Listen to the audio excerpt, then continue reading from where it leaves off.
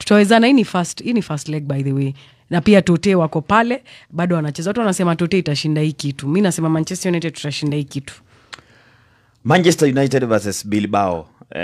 Mume travel mpaka Spain, muna face Bilbao, one of the best clubs pale, hata kama sahi inazuazua, lakini tunajua Bilbao ni club gani. Manchester United ligi hapo kidogo iliwakataa, na from league phase mpaka sahi semis tumeona Manchester United wakiforce mpaka penye wamefika. Hata last game yenye mlikuwa na Lyon mliforce mpaka mkaforce mpaka mkafika penye mko. Sasa mmefika hapa, mmekutana na one of the best clubs. Ukiangalia wako na vijana ambao wana range between 20 to 25 years, au ni Bilbao. Kuna vijana wawili mandugu, coach akikuwa mwakili anaweza anzisha wote leo. Kuna Inaki Williams ambaye anachezea Ghana, na kuna Nico Williams ambaye anachezea Spain.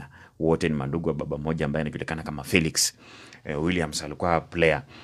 So ukiangalia hao vijana wawili ndio tunasema maybe hao ndo nguzo wa hii club.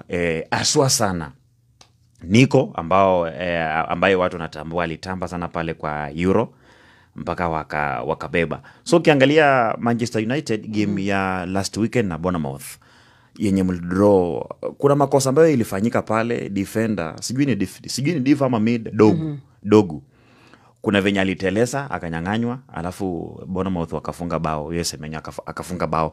So ni makosa ambayo inafaa mrekebishe, musi make any mistake. Sababu ukiangalia wing yenye Nico Williams yako ndo Mazrui ama Yoro ako na wasipokaa vizuri, ni kijana mwenye ako flexible sana, yeye na Lamine Yamal, like wako na one thing in common.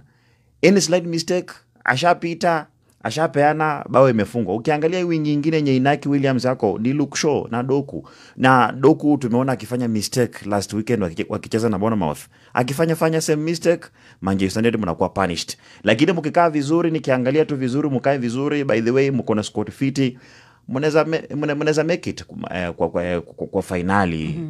Na mnaweza maybe kutana na Tottenham, sababu nikiangalia Tottenham nao na hii bodo, sidhani kama bodo wanaweza sumbua sana. Lakini timu kufika pale, unajua tulikuwa na 36 teams, timu kufika hapo, tusirudi tuseme maybe Tottenham ni mabaya, itakuwa hivyo. Na nikimaliza kabisa, Chelsea wako na sijui Jugarden ama inatoaje hii timu. Yes.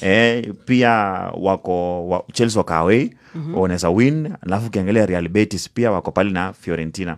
So finally ya conference mimi nasema maybe inaweza kuwa Betis na Chelsea. Hapo ndo tutaona Anthony. Yes. Akifanya mambo kianda.